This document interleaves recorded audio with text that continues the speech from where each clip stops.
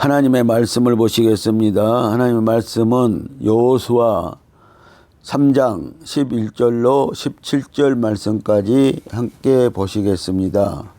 보라, 온 땅의 주 언약궤가 너희 앞서 요단으로 들어가나니 이제 이스라엘 지파 중에서 매 지파에 한 사람씩 12명을 택하라.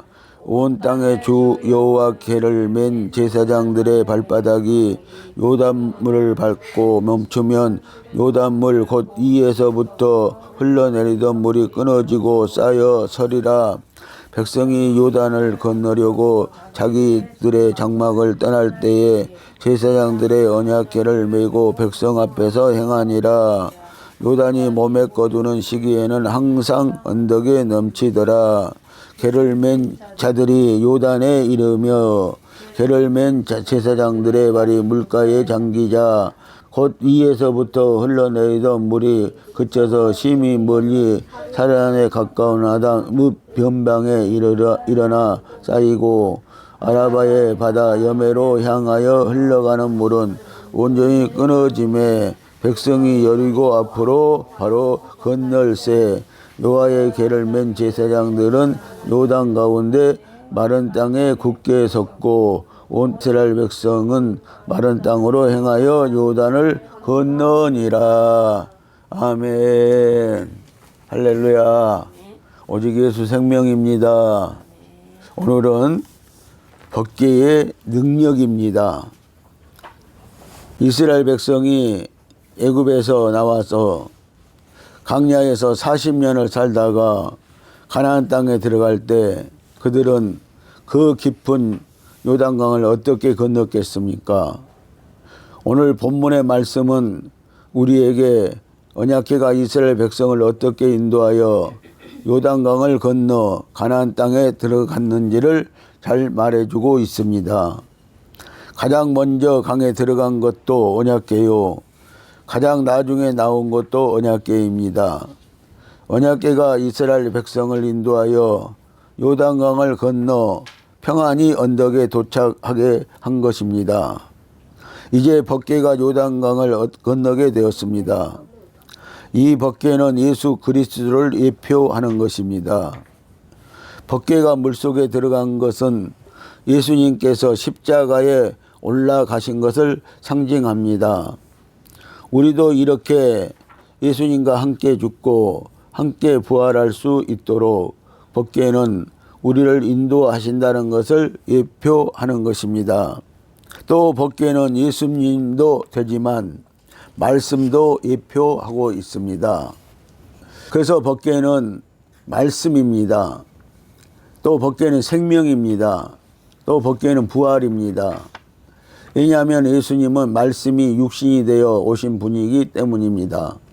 이스라엘 백성들이 법궤를 앞세워 그 깊은 강을 한 명도 죽지 않고 건넜다는 것은 우리가 하나님의 말씀 앞에 세우면 즉 주님의 뜻 안에서 산다면 능치 못할 일이 없다는 것입니다. 넘겨주신 여리고 성입니다. 넘겨받은 여리고 성입니다. 1절 말씀을 보시겠습니다. 이스라엘 자손들로 말미암아 여리고는 굳게 닫혔고 출입하는 자가 없더라. 아멘. 이스라엘 백성이 이제 여리고로 다가갔을 때 여리고 성문은 굳게 닫혔다고 말씀을 하고 있습니다. 언덕까지 물이 넘치던 요단강을 건너 이스라엘은 이제 첫 성 여리고를 차지해야 했습니다. 그런데 그 성문은 굳게 닫혀 있었습니다. 이스라엘이 들어온다는 소식에 두려움에 빠진 여리고성은 이제 그들이 요단강을 건너오니 두려움의 문을 굳게 닫고 누구도 출입이 불가능하게 되어 있었습니다. 우리가 세상을 살면서 여러 할 문이 있고 닫히고 길이 막혀 갈 수 없는 상황들이 있습니다. 굳게 닫힌 문처럼 열릴 가능성이 보이지 않는 경우가 얼마나 많습니까?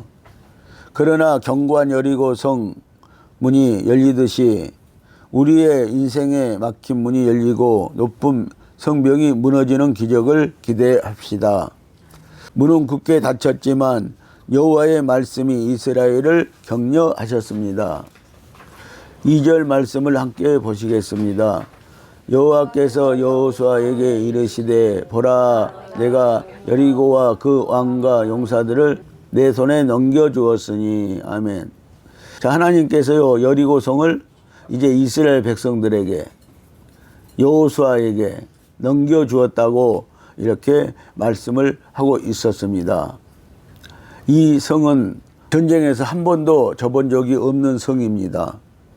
그런데 이스라엘이 온다니까는 그 백성들은 두려워하고 문을 굳게 닫고 있었습니다. 그런데 하나님께서 그 왕과 용사들을요 이제 이스라엘 손에 붙여주셨다고 이렇게 말씀을 하고 있습니다.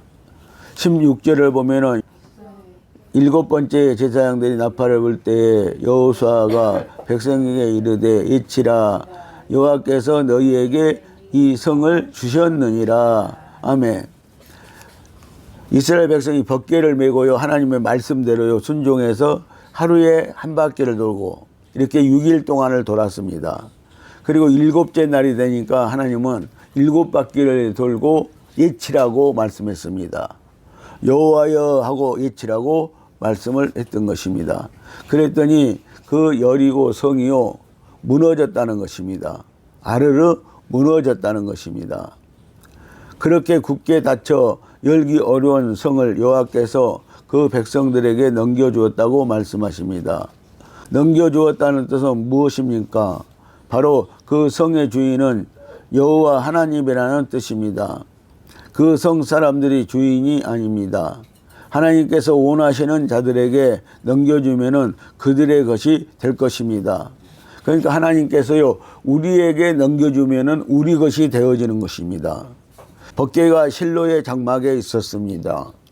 이스라엘 백성이 가나안 땅을 진입하여 모든 전쟁을 승리로 이끌어 그 땅을 점령한 후 온 회중이 실로에 모여서 회막을 세웠습니다. 여호수아 18장 1절 말씀을 보십니다. 이스라엘 자손의 온 회중이 실로에 모여서 거기서 회막을 세우더니 그 땅이 이미 그들의 앞에 돌아와 복종하였음이나. 아멘. 가나안을 정복하고 실로에 세운 성막은 사사시대 때 신앙 애식의 중심지였으나 엘리 제사장이 죽고 난 뒤 실로의 성소는 무너졌습니다. 하나님께서 회막을 떠나게 된 이유는 첫째, 엘리 제사장은 두 아들을 우상으로 섬기다 하나님이 떠나게 되었습니다. 그래서 이 엘리 제사장은요 자녀들을 너무 하나님보다 더 우상으로 섬겼다는 것입니다. 그래서 하나님이 떠나게 되었다는 것입니다. 둘째는 어린 사무엘을 부르시고 엘리에게는 말씀을 주시지 않으셨습니다. 자, 그래서 이 타락한 제사장들에게는요 하나님이 말씀을 주시지 않으신다는 것입니다. 그래서 하나님이 그 실로 성막을 떠나셨습니다. 셋째는 엘리 제사장의 두 아들이 법궤를 하나님의 허락 없이 전쟁터로 가져가 이용함으로 흠니와 비느하스가 죽게 되었습니다. 그래서 이 제사장의 아들, 엘리의 제사장의 아들 흠니와 비느하스가요 전쟁에 지고 나서요 돌아와서 이 법궤를 가지고 나가면은 전쟁에 이기겠구나 싶어서 자기네들의 이익을 위해서, 자기네들의 명예를 위해서 이 법궤를 가지고 나갔다가요 전쟁에서 이 법궤는 역사하지 않았다는 것입니다. 그래서 법궤를 뺏기고 그리고 흠니와 비느하스는 죽게 되었다고 말씀을 하시는 것입니다. 우리가 예수님만 믿으면 다 승리하는 것이 아닙니다. 자기 죄를 회개하지 않으면 예수님도 역사하지 않습니다. 그러니까 우리가 예수님만 믿기만 다 승리하고 다 좋은 일이 일어나는 것은 아니라는 거예요. 그래서 우리가 회개하고 예수님을 참으로 믿고 하나님의 말씀을 참으로 의지할 때 우리에게는 승리가 있는 것입니다. 이스라엘 백성이 브레셋에 패배하고 법궤를 빼앗긴 것은 그들의 죄를 모름으로 회개치 않았기 때문이지 법궤를 가지지 않아서가 아닙니다. 영적인 일을 육적으로 해결하려면 절대 안 되는 것입니다. 그래서 영적인 일은요, 영적으로 해결해 나가야 되는 것입니다. 하나님이 실로의 장막을 먼저 떠나시고 법궤를 빼앗기게 하셨습니다. 하나님의 언약궤는 실로의 장막을 떠난 뒤 다시는 실로의 장막으로 돌아오지 않았습니다. 시편 78편 58절에서 61절 말씀을 함께 보시겠습니다. 자기 산당으로 그 노를 격동케 하며 저희 조각한 우상으로 그를 진노케 하였음에 하나님이 들으시고 분내어 이스라엘을 크게 미워하사 실로의 성막 곧 인간의 세우신 장막을 떠나시고 그 능력된 자를 포로에 붙이시며 자기 영광을 대적의 손에 붙이시고. 아멘. 하나님이 이스라엘을 떠난 이유가 무엇입니까? 그것은 산당을 만들고 우상을 만들었기 때문입니다. 그래서 하나님은요, 하나님을 섬기지 않고 산당을 만들고 다른 우상을 섬기면은요, 하나님은 떠나시게 되는 거예요. 우리에게서도 떠나시게 되는 거예요. 오늘날도 우상을 섬기면은 대적자들에게 하나님은 붙이시고 떠나시게 되어지는 것입니다.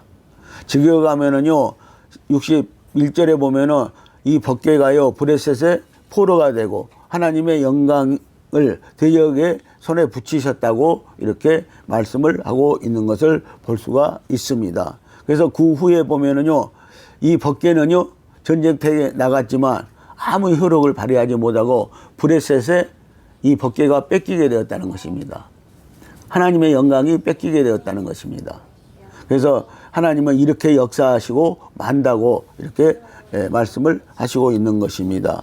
사무엘상 4장 1절에서 6절 말씀을 보시면은 이스라엘 장로들은 전쟁에서 승리하기 위해 하나님의 법궤를 우상을 섬기는 마음으로 탈취를 했습니다. 이스라엘의 군사들이 브레셋 군사들에게 전쟁에서 패배당하자 이스라엘의 장로들은 실로에 있는 하나님의 법궤를 전쟁터로 가져갈 것을 제안했습니다. 그래서 걔가 이스라엘의 진으로 들어갔을 때 이스라엘의 군대는 기뻐했습니다. 사무엘상 4장 5절 말씀을 보면은요, 온 이스라엘이 큰 소리로 외쳤다고 말하고 있습니다. 그래서 이스라엘 군대가 브레셋에 이제 전쟁에서 지고 있는데 하나님의 법궤가 들어오니까는 그들은 외쳤다는 거예요. 온 이스라엘이 외쳤다는 거예요. 왜 외쳤겠습니까? 전쟁에 이길 것이라고 그들은 소망을 하면서 외친 것입니다. 그들은 하나님의 정하신 율법을 신뢰했을 뿐 직접적으로 하나님을 신뢰하지는 않았습니다. 그들은 블레셋과의 전쟁에서 패배한 것에 대해 먼저 하나님께 회개하며 패배의 원인을 여쭈어 보아야 했었습니다.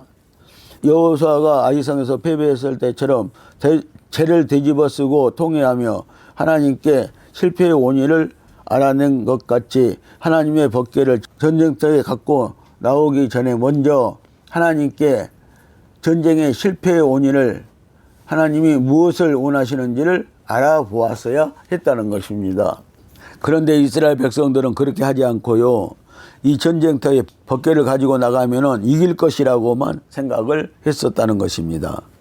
오늘날 성도들이 신앙생활 중에도 많은 실패와 좌절을 당합니다. 이럴 때에 대부분의 성도들은 교회에 나와 눈물로 주님께 간구를 합니다. 주님, 저 좀 도와주세요. 이렇게 저렇게 어렵고 힘드오니 도와주시옵소서. 이렇게 간구할 줄만 알았지 주님, 저의 실패와 한난이 왜 있게 되었습니까? 주님, 제가 죄를 지어서 욕심을 부려서 주님의 뜻이 아닌 짓을 해서 그렇습니까? 라고 하면서 원인에 대해서 알려고는 기도하지 않는다는 것입니다. 그래서 자기가 왜 실패했는가, 무엇이 잘못됐는가, 이런 것들에 대해서 알려고 기도하지는 않고 하나님을 오히려 원망하면서 도와주지 않은 하나님에 대해서 원망하면서 기도할 때가 너무나 많이 있는 것입니다. 하나님의 궤를 진중으로 가져오는 것은 바로 하나님의 임재를 가져오는 것이었습니다. 그러나 지금 이스라엘의 장로들이 하나님의 궤를 탈취하였습니다. 하나님은 움직이실 의도가 전혀 없으셨습니다. 이스라엘 장로들은 하나님의 뜻에 대해서는 전혀 관심이 없습니다. 그들이 법궤를 가져간 것은 그들의 안식과 평온과 이익과 안전을 위해서 하나님을 탈취했을 뿐입니다.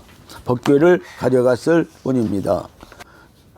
디모데전서 6장 5절 말씀을 함께 보시겠습니다. 마음이 부패하여지고 진리를 잃어버려 경건을 이익의 재료로 생각하는 자들의 다툼이 일어나느니라. 아멘. 베드로전서 5장 2절과 베드로후서 2장 3절도 보면은 자기들의 이익으로 이 하나님의 말씀을 삼는다는 것입니다.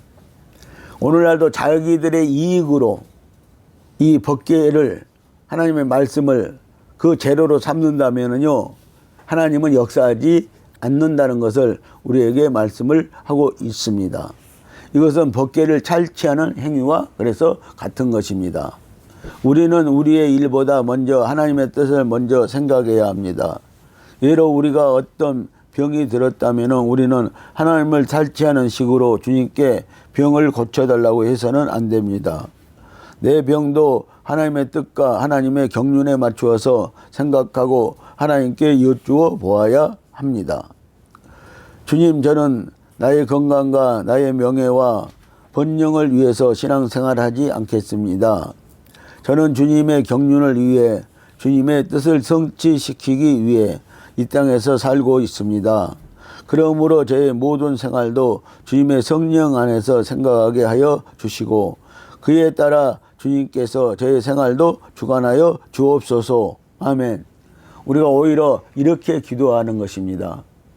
그래서 오늘 저와 여러분들이 하나님의 법궤를 모시는 한 해, 그런 한 해가 되시기를 예수님의 이름으로 축복을 드립니다. 하나님의 말씀에 순종하고 그 말씀에 순종하여 따라가고 성령의 인도를 받는 저와 여러분들이 되시기를 예수님의 이름으로 다시 한번 축복을 드립니다.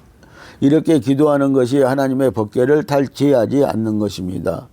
만일 하나님께서 제가 땅 위에서 계속 살기를 원하신다면 나는 의사를 통하든 신유의 은사를 통해서든 생명의 말씀을 통해서든 치료받게 될 것입니다 하고 우리가 믿음을 갖는 것입니다. 오늘 사랑하는 성도 여러분, 새해에는 법궤의 능력을 믿으십시오. 아멘. 기도하시겠습니다.